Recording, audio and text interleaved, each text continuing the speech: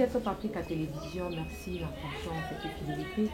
Au bout de l'ématé de tout ça, biso, le long nazali sous nana, moi l'amboka diabanza, moi nene, na inde tu peux mettre maman sur l'Italie, bon, actualité dans l'amboka na biso, tout est comme on a, bandeko ya 5 ans, bazo senga. Élection ils ont en 2023 tombé à ma souris à la numéro on a 4 il y a eu de paix c'est au Gilbert Kankonde Senga mandat spécial des pensées les délais il faut le long tout le monde est bon on a quand il y a Kabou il y a Balubique gouvernement ils allaient bon démissionnaire il y a on est vous allez vraiment bas point ils allaient bon focal tout sur la moi en boca dia banda Mbote, merci Noyambanga Soussou pour une seconde fois na Top Africa. Ils essaient de ben seulement ça les autres permettre de les autres communiquer pour qu'on puisse aller au Sangana. Total objectif, il y a développement. Tout est comme on a bon chef de l'État, Louis Nakati Azando, Nakoyo Kane Bande Kubasala qui bon pétition pour le gouverneur, mais apparemment tout le monde chef de l'État a soutenir l'action du gouverneur Ngobila Mbaka. Personnellement, je n'étais pas d'accord avec Ngobila pour la simple bonne raison, diriger c'est prévoir et communiquer. C'est bon, mais il fallait communiquer pour rassurer Bayazandu, important c'est Elo Kalinga Sala. Nganaza fui Yazandu pour maman la biso beaucoup lingai nakoteka. Donc je me dis de la même manière, bana bazé belé. Pour les tissus économiques congolais, ils ont kufa fonctionnaire, azora salaire te, ba maman na biso no su fallait baluka. Parce que bana netinga bazé belé. Oh nécessairement faut maman la banga bima po balia. Et Ngobilité donne l'obligation de communiquer et de discuter avec tous ces gens pour azwa décision ya malamu. Mais azuba décision d'autorité que nakosala na défi nakosala et toyebi na première étape, il y a eu bruit na ministre intérieur et il y a eu mort d'homme. Parce que Moutouana Koufaki, pour Namakambouana Ngobila Zao Sala. Il fallait nécessairement avoir une méthode du président de la République. Place différence na bango Vandi, ba proche Vandi. Diriger, c'est prévoir et communiquer. Ba expliquer président que l'oko balinga sa na zandu et zelo malamu. Qu'est-ce qu'il fait? Il descend sur le lieu, il se dit je dois communiquer avec les concernés. Hassan, c'est un expatrié, mais à si importance, ayokaye. Pour la décision, la option oya ko lever, mouta se sentir frustré pour bayoka kiye et puis bazu décision na yé. Naba syndicaliste a si bango maloba. Ensemble to lever option. C'est ce que j'apprécie. Dimension en il fallait Ngobila Sala, mais président de la République a longé Moussika présidence pour la considération ya congolais. Ya mama lokola ya ngai oya kolisi mwana lokola ngai na mbongo ya zandu ayiko mona mama wana po ayebisa ye tala importance ye loko bazo sala yo kana na yo te Ngobila aza mutu oyo nga na otikala ka ko porter te abebisi matete na ngai matete tozala ba problème na biso banzela mais il s'est permis ya kubuka ba terrasser na kombo ya kini bopeto. Je comprends que soit Zosa Alikambu a discuté avec Batouté, soit discuté avec Batou Matete. Pour malheur, ne peut qui Bougoumès, ça m'a Matete. Awa Bakiuraka, Bakanivo. Azaïna objectif au côté Bandegonae. Yeso moni a Zosa les locaux. Yebarande Rone Moko au côté Wana. Soro moningo Bilazosa les locaux. Ndegona au côté. Confiance tout Pessi Suko Nazandou, c'est parce que le président s'est déplacé et le président est en train d'y veiller. Naza sûr que. Le chef de l'État a soutenu comme soutenir. Le président soutient Moutouté. Même la carte a eu des personnes soutenant Moutouté. Le président a soutenu Kabaïdé. A soutenu Moutouté, ça je t'assure. Beaucoup de gens vont apprendre réellement à le comprendre. Bissopé toujours est retard à comprendre. Je ne l'ai jamais soutenu comme leader de mon parti, mais il m'a convaincu. Pour l'élément Moko. La considération de l'autre. Et acte à poser qui lobby, ils ont la considération de l'autre. Ils ont l'autre Ngobila Zanamote. Ngobila qui a banda qui n'a procédure oyo, la considération de l'autre, il n'y aurait pas eu mort d'homme. Il fallait bandaner président Bandeleli. Au PC syndicaliste place, au PC Hassan, au discuter naïe. A Tchakimbongo naïe. Expatrié soit-il. On discute avec lui, on lève des options d'ensemble. zandu wana zo sala ngo po yé moko mutaza na bétalage nyonso tout a sala ngo pona ba congomani et ba congolais wana po ba sepela na zandu, il faut ba comprendre que qu'est-ce que tu prévois, oui, mais tu communiques avec eux. Diriger, c'est prévoir et communiquer. Je salue le chef de l'État. Néloko a sali à considération de l'autre, c'est une très bonne chose. Merci beaucoup, Mme Bokadi Avanza. Tout le bien nombre d'élections en 2023. Tout le monde a bon, on va dire qu'on a besoin de 5 ans.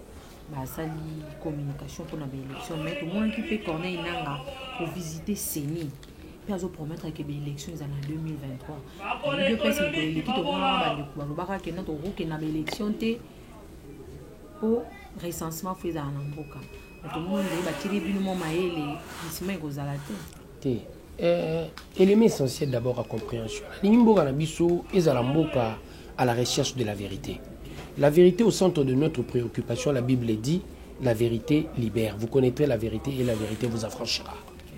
Sur le plan scientifique, vérité est la connaissance.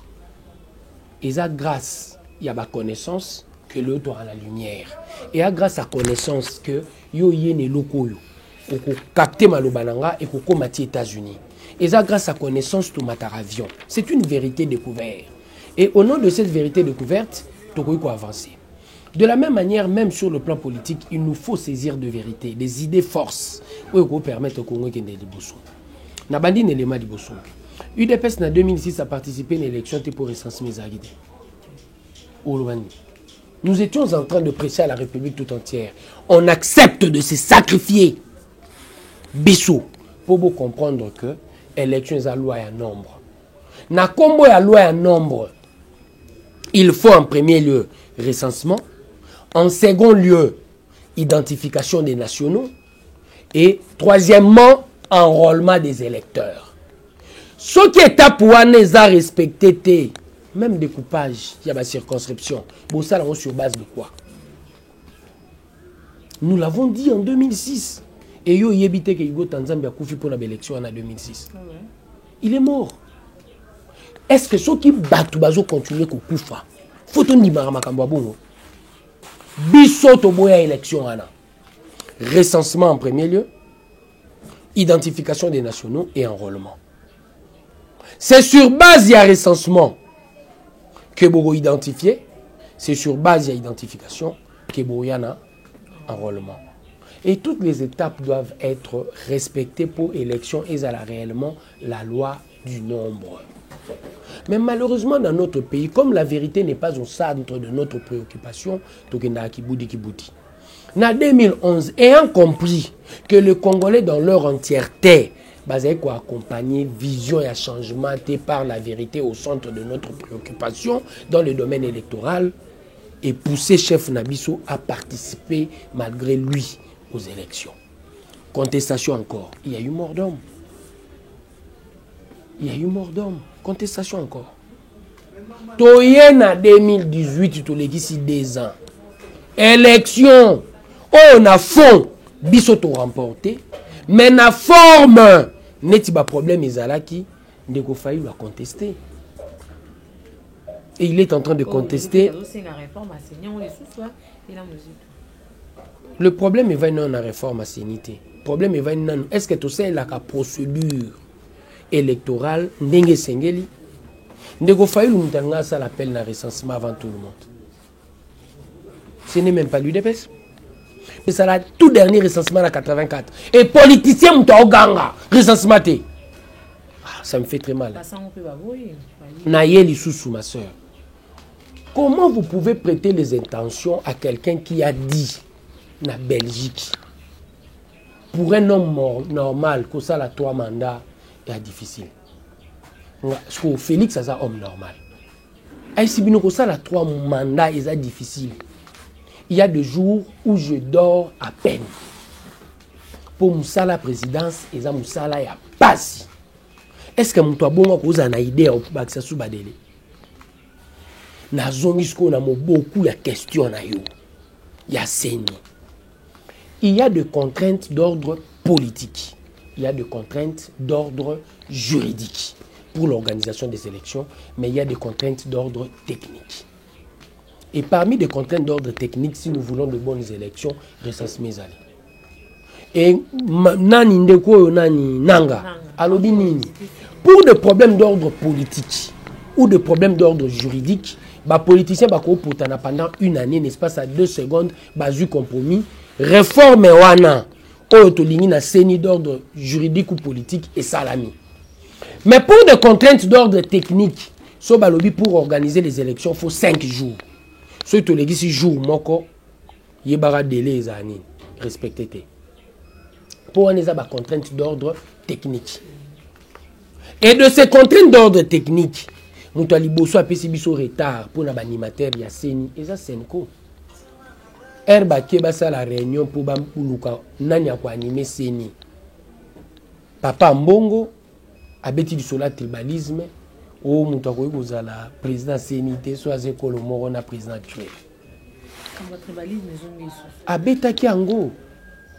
Ndeko Sonika futa azoloba ngo. Papa Mbongo abetaki yango. Et le cardinal encore est allé loin. Avec Mukuna zo senga seni. Te wana ze pona avec Mukuna te ze pona ba expert en la matière. Georges Kapiamba. Mutazaye go senga azai parmi ba candidat, il y avait Georges Kapiamba, na moko zoki mangai. Ba Jérôme Bosso, bazaki ba candidat. Et net baza du Kasaï, o bagoza ba candidaté. Partant de quels critères? Ça c'est le papa cardinal. Et hier on tapé si biso retard oyo. Et pour la désignation ya Ronsard Malonda, il y a eu mort d'homme. Biso UDPS to perdre 6 personnes.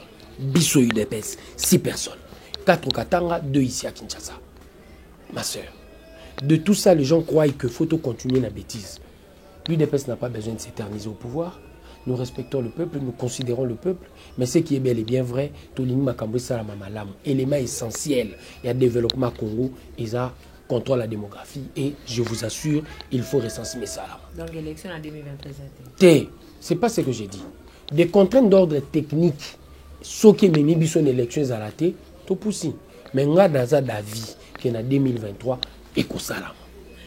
Et biso UDPS tolini en 2023 et salama. Pour nous gagner biso azate. Tom sou ko pousse à 2 ans et ko yiko trobe pisa. Mais en 2023 ndé tout ça nous gagner biso azate.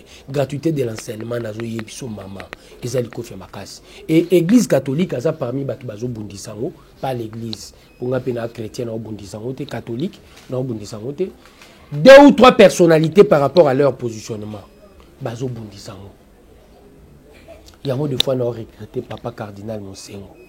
Nous avons témoin Zaki Nango, nous avons limité Kanga Bundisa gratuité de l'enseignement. Gratuité de l'enseignement, ils ont pour orphelin. Nous avons pas le bien Zamba orphelin. Nous avons pas le bien Zamba veuve. L'église catholique est un partenaire de taille. Dans ma Italie, école conventionnée catholique, ils ont école à l'État. L'État paie sa gestion. Ce qu'on a combat gestion, on a Kanyaka Bazouaka, Bakomi au bout, il y a gratuité. Basala, on a bonzabété. Raison à Covid, raison à gratuité, mais soit certains gouvernements au quota, gratuité est irréversible. Raison il y a Covid, mais gratuité est irréversible toujours à Simate. So balobi gratuité on a après il y a ba grève de faim, il y a ba marche, na yebi passe, il y a autant de samwana. Et le contexte du Congo, fonctionnaire à Foutamaraté, soda Foutamarabienté, gratuité c'est l'eau qui permettre na bana ba soda, na bana ba fonctionnaire, lobby pe baza ba ministre. Mais ceux qui totiki ba on état au bazawana, bazana capacité à compétitivité. Et l'église catholique faut s'impliquer pour les kabatunions tout pour ana musala na Christ. Et tozo moi à la tête de l'église, ba tata molimo, ba commis besoin pour combattre gratuité pour leurs intérêts pécuniaires. C'est ce qui nous étonne. Au lieu babeta li solo wana bazo vandisa, bazo tala li solo. O isa d'actualité te, le président est mis mandat. Ndeni ko betela li solo que 2023 cette sélection te. Mutu ayebisi bino ke ko sala plus de 2 mandats. Eza normal te pona mutu. Yemo mta ayebisi bino. Et comment vous pouvez lui prêter des intentions? Ce qui est la contrainte d'ordre technique, l'Église catholique devait mettre réellement la vérité au centre de leur communication. Nous sommes en train de remarquer, compte tenu de contraintes d'ordre technique, nous aurons la difficulté de faire les élections en 2023. Voilà la communication batata molimo. Pour la volonté à UDPS, to glisser. Non, ça c'est faux. Mais si ce sont des contraintes d'ordre technique, oh batata molimo bamoni, c'est comme ça qu'il devait communiquer. Il ne devait pas communiquer en étant partisan. Il devait mettre la vérité au centre de sa communication. Et c'est ce qui est malheureux.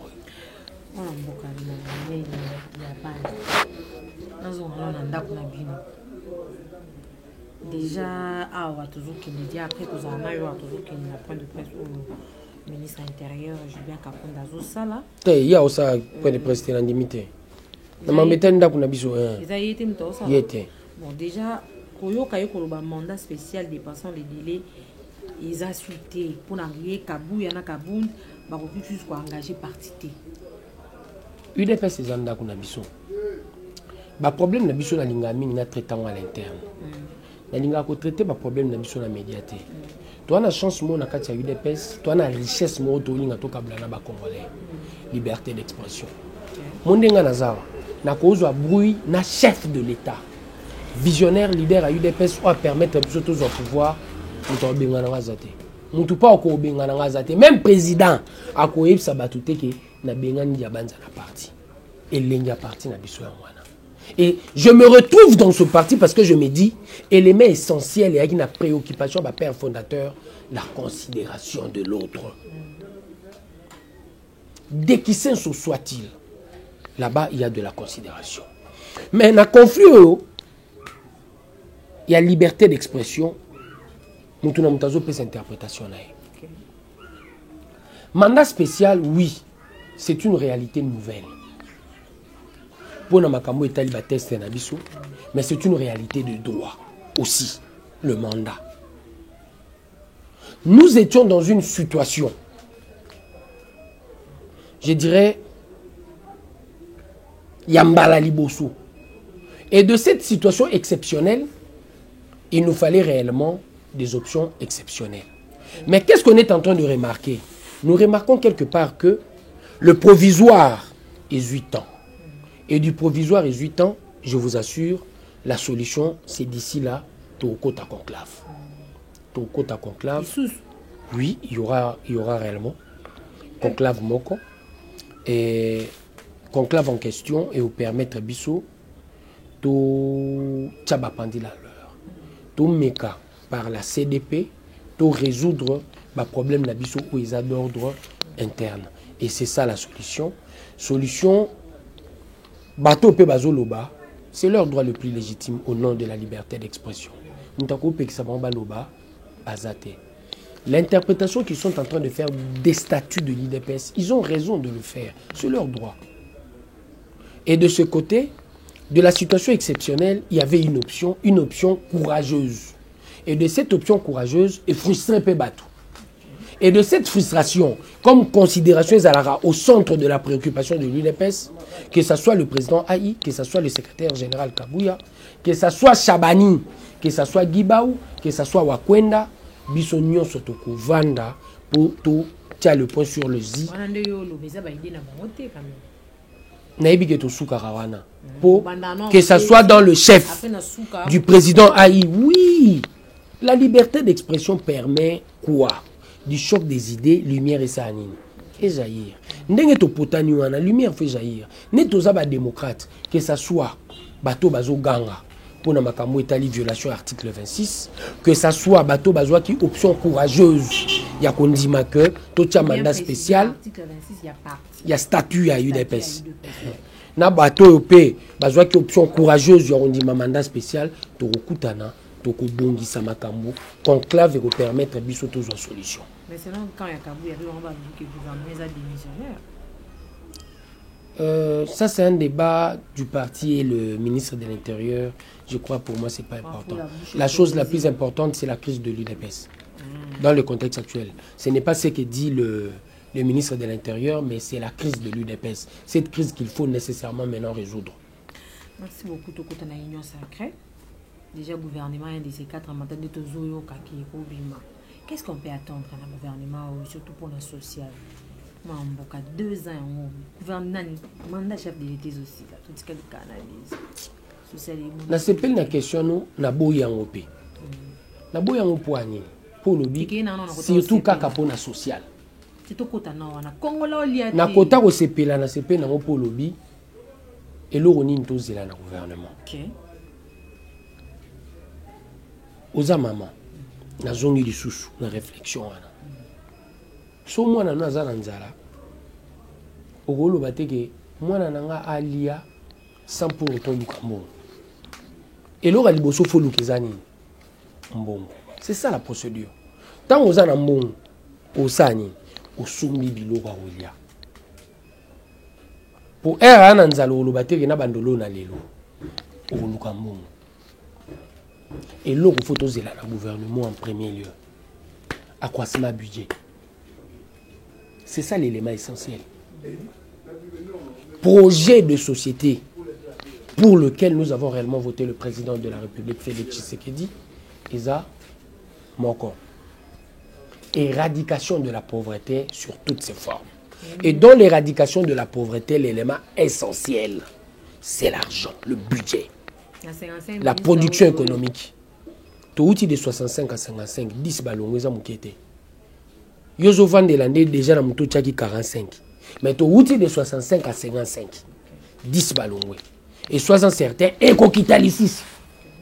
Il y a des choses que nous sommes en train de bouger. Depuis 1960, on vit le même problème. Soit on dit qu'on partage réellement sa responsabilité, au lieu de vendre l'efficacité, de vendre la cas, moi aussi je dois me retrouver. Mais c'est un combat que nous sommes en train de mener au sein de l'UDPS. Pour le cas, moi aussi je vais me retrouver et l'ongwa. Naye siko na likambo, mo boko ya question. C'est clair. Faut mbongo kola. Et loko faut congolais azela na gouvernement ou mbongo kola. Enveloppe salariale, ils auront 70% à budget national. 30 de viables institutions. Et l'autre photo zéla. Le gouvernement doit se battre non seulement pour les institutions phares de la République, et dans tous les secteurs, nous devons réellement diminuer notre train de vie. Frais de fonctionnement, il faut diminuer. Et en second lieu, photo bundisa fictif. Mon osso qui est sa 4. Budget, et comme ibiso 15 milliards. Population s'est retrouvée. Nanda kunayo, so reçu 20 000 à rouler sanda kuna journée. Bana balé bien. C'est là où nous devons commencer. Et c'est là où on va commencer. Pour social, ils allaient résolu. Monti na naipsa kiyo na lingité quota social. Pour social, ils allaient résolu budget koli. Budget sur koli capacité na biso investissement. Dans le secteur, il y a production économique et koli. Courant, pour produire, banzela, pour bongisa, ba route à dessert agricole. Et Bongami allait directement à Kinshasa, Bitabe, Kiti, pour na mayombe zebele. On comprend le bilan autour de là. Et c'est ce que nous attendons de ce gouvernement. Élément moussou sous photos dans le gouvernement. Et État, parce que le monopole de la violence légitime, c'est son exclusivité. C'est ça l'État, cet appareil-là. Et dans le contexte actuel, à l'Est, à chaque jour. Et là, on y photo ça là. Il faut tout pacifier l'Est de la République. Et le meilleur moyen de pacifier l'Est, le gouvernement fait sa télé sans ménager aucun effort. Abundisa mobulu nyonso na Est pour Est on est toujours na kimia. Ceux qui mboke zongi na kimia, tu as un secteur refuluka. Les secteurs touristiques, parc à Virunga et tout ce parc là. Et bato bako zonga bako ya kotala poto kosala nini publicité makasi na makambo etali ba richesse na ba patrimoine. Donc on utiliser le poste du président de la République il y a Union africaine na action yazui pour sa gestion son mandat culture art et patrimoine. Et parmi nos patrimoines, nous avons des parcs que nous pouvons réellement mettre en exergue pour que le tourisme, nous puissions booster le tourisme, tout comme on a 3 milliards, 4 milliards là, en Égypte. Mais il faut payer. Montrer ça à Nini, et Zongisango, pour beaucoup de Kamuto, le budget, et ça quoi, pour budget, ça quoi, il faut kimia. Bah, minéré nyon, sotobungi sarana este. Nanzela ya mabe, et que zonga nanzela l'État, budget au Sanini, et ça quoi, c'est ce qu'il faut attendre de ce gouvernement. Espérons qu'ils et ils allaient bon pour nous photo s'impliquer. Nous tous nous sommes muibi à Kalaya au s'enrichir photo dénoncer. Na EPST ou yibi aux homonat. Il faut ce que nous tous nous sommes là à dénoncer mon yibi pour mon yibi et décourager na Kachamboko. Pour une première dans ce pays, Bissotolinga tout ça est la phrase, il y a livre. Il y a Bible, le livre sacré, la justice élève une nation. La justice élève une nation. Na likamwana ozonga na likamba union sacrée na kangono na likamba justice. La justice wana tomoni directeur à cabinet aza na kacholelo eta na eza lelo ekoma tokulandela dossier bien que ba yeli biso eloko mo qu'il est innocent. Caleb jusqu'à présent beaucoup été. Il est quoi? Qui est innocent? Te baribia ndezo bima qu'il est innocent. Mais tozoyo nazongi suna likambo te tozonga na te na ko l'excellent côté nazo beta Caleb na ko l'excellent côté ozongela ngo tozonga na likamba Caleb demanda nazo beta Caleb laisse-moi ozo no tampamba ozo no tampamba nazongi na moboko likambo. La vérité au centre de notre préoccupation dans le domaine scientifique sens, dans le domaine de la relation avec l'autre c'est la sincérité. Dans le domaine de la gestion gouvernementale, c'est la transparence. Et dans le domaine de droit, c'est le tas de droit. Le droit doit être dit. Ndeko Kamere bakangi yo lobi nanga rumeur. Ce n'est pas sur base de rumeur que les juges ont libéré. Non, pour moyen de droit. Aya bakangi ete po banda ko ezalaki te. Bakangi po assigner contrat na Samibu. Engager mbongo à l'État sans pour autant qu'il y ait un contrat en bonne et due forme avec Samibu. Ils ont photographe. Babengi yango détournement des deniers publics pour nango. Babengi yango détournement pour le contrat DGRCP, Direction Générale il y a étude à contrat na RDC et lobby que contrôle les amalamuté ko signamité. Mais il a utilisé poste naé à directeur de cabinet pour signamer. Bakangi ye po Soraya ya mwana na ye. Soraya Kamere aza na lupango. Aza mwana eti. Piano. Ah, comme on est en piano. Ah, excuse-moi. Soraya, ya mwana na ye. Komi na lupangu.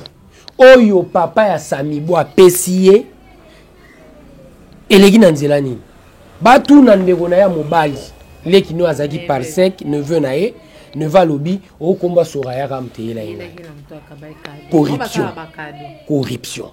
Et là, on se bat na bakisi abo samba. Eza tactique, il y a droit. Nek to lingi état de droit, tant azo éviter ko samba, faut bino bonu ka procédure. Et yem tabo samba. Na yesu supona bakisa ya suka. Soki ozo bima na ba awa na aéroport, on a plus de 10 000 $.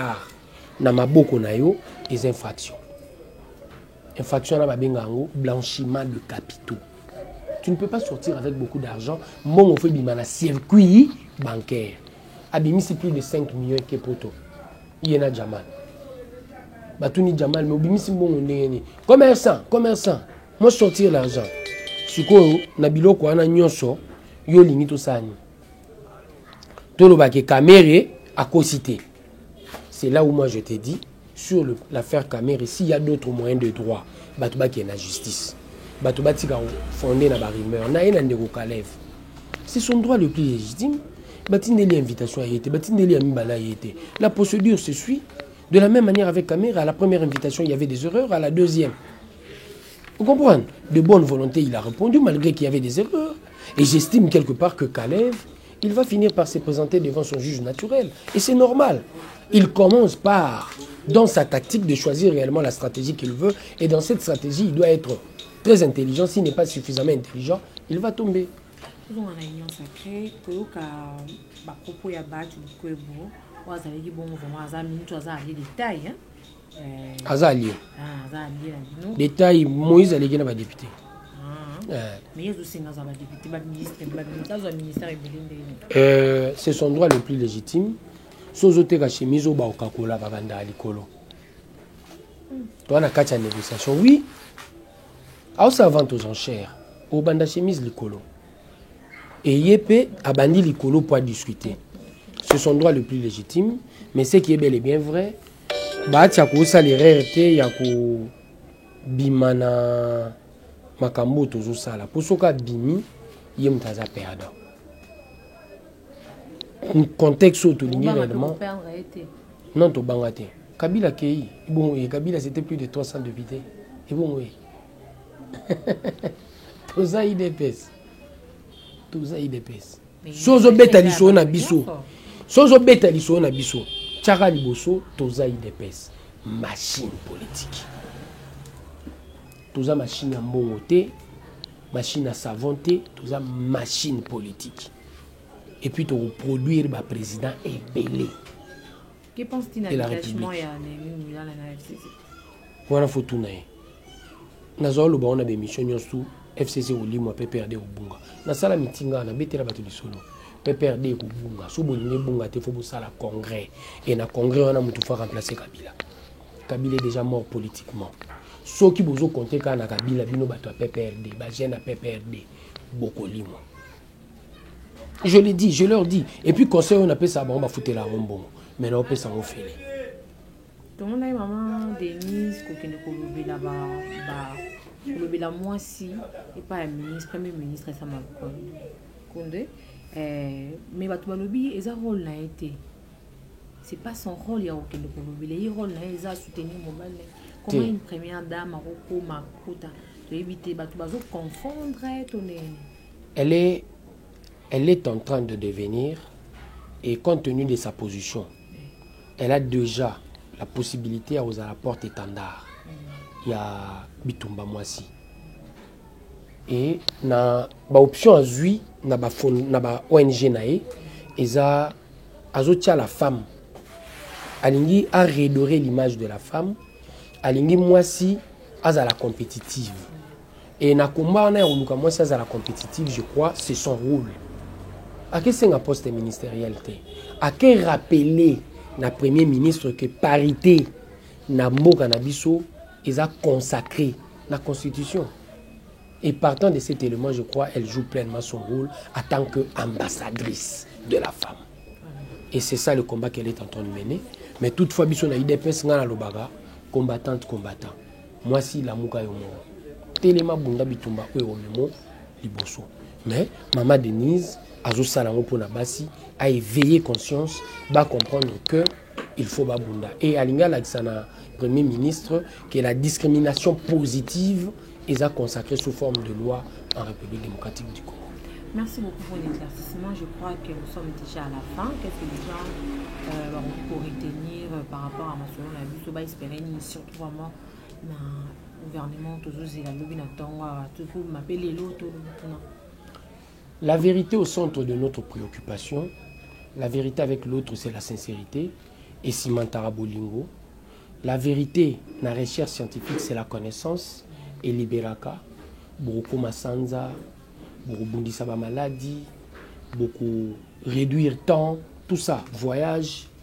La vérité dans la gestion du gouvernement, c'est la transparence. Et la transparence, elle suscitera confiance dans des gens, le peuple, pour réellement croire dans le gouvernement. Et c'est sur ça que nous avons réellement, bisognos tout congolais, tout misé. Et je profite de l'occasion pour dire au gouverneur, ça l'effort, il y a communiquer avant de lever option. Pour même dans maman emo, t'as la marambessa la médecine. Neni partout yozo les kafoka mobulu batuba kenda en perdre vie. Ce n'est pas une bonne chose. Tu as vérité dans centre de préoccupation na yo, communiquer. Et je crois quelque part que na Congolais, tout les mabisonyo suneti mutumoko, tout bundisa terrorisme aux analistes. Merci de la confiance et fidélité aux autres matés pour faire ça. Je vous rappelle que nous avons un boka dit avant nous secrétaire national honoraire agriculture, pêche, développement rural. Merci. Pour continuer à s'abonner, nous avons ceux qui sont à été au émission.